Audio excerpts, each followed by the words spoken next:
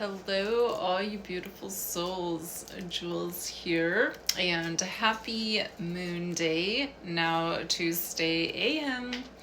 And I wanted to pop on to do our predictive astrology forecast for the week of June 16th to the 22nd. It is the first week of Jupiter in Cancer, with 90 degrees tension squares. We have Mars-Uranus square, and Mars is in Leo and Uranus is in Taurus. This can make for tragic endings. And on Father's Day, Jupiter was in the sign of the Mother, which is in Cancer. But it's also at odds with Saturn, which is the planet associated with the father, which is Jupiter. Jupiter changes signs typically once a year. Jupiter was in Gemini until last Monday, which is detached, intellectual Gemini, now in Cancer for a full week. And I felt a little distance in my head and in Gemini, and now in Cancer we have that watery, emotional turning of the tides. All the feelings that we've pushed below the surface are now beginning to rise up. So let yourself feel. And Aries, Leos, and Sagittariuses may be feeling this more as fire signs, dousing the flame with the water element of Cancer. Cancer, Scorpios, and Pisces, which are the water signs, should start to feel like they're coming back into themselves in their power element sign. This past week may have felt a little tragic for some of you. Maybe you might have had something happen that kind of really upset you or changed the path of your direction or your loved ones' directions. In the state of Minnesota, fun fact, is having its Uranus return, and this can actually bring on stability to the state. Jupiter in Cancer and our United States is a Cancer. Its birth date the 4th. On Tuesday, Mars moves out of Leo into Virgo until August 6th. So hopefully we'll have a cooling of the tempers, cooler heads will prevail. Mars in Virgos is like fighting with facts. We are in the year of the divine pendulum, the swinging of planets in and out, back and forth. A 9 universal snake year, and snakes are seducers. They show us illusions, and we have to do our best to try to outsmart these illusions and mask. Saturn and Neptune in Aries kind of has a narcissistic feeling or tendency. So seeing our ego or other egos and recognizing that it is our ego, it is a mask, is key to not conforming to having an ego. Gemini kind of is scatterbrained, and Cancer is going to bring us all back home. So if you've been feeling kind of out of your element, trying to do 1,000,001 things and hopefully getting them all done, we're going to start enjoying time in our domain, time in our home life with Cancer, our people, our family, our friends, our loved ones. This is our home front time. And this is also a time to do home repairs or even update your home. Maybe you're having your kitchen or your bathroom redone.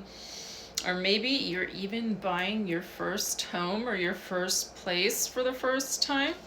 and that can be really exciting. I know some of you are traveling right now, traveling to see loved ones, or just traveling for the enjoyment of seeing new places.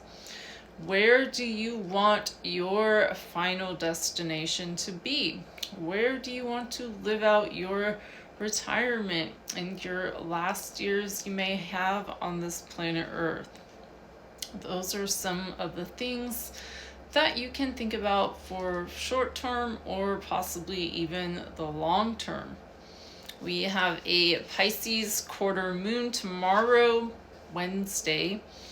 And remember, this is the halfway point. It's the check-in point from the Sagittarius full moon that we had. And Pisces is intuitive. It feels deeply. Feels super deeply into the soul. So what are you doing to make your soul sing?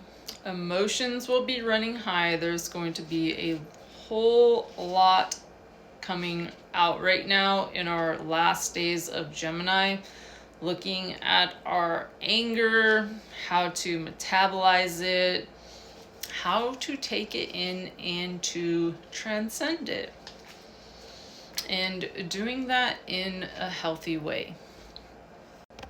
So it is important for us to recognize feelings that we might push down, whether it's anger, resentment, jealousy, hatred, any of those emotions we really don't want to feel, but we do, and we are human, and sometimes we have these emotions.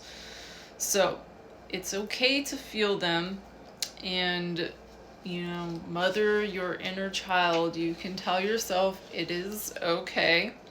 Recognize when we are in our child or our adolescent or our adult mind frames. That is key.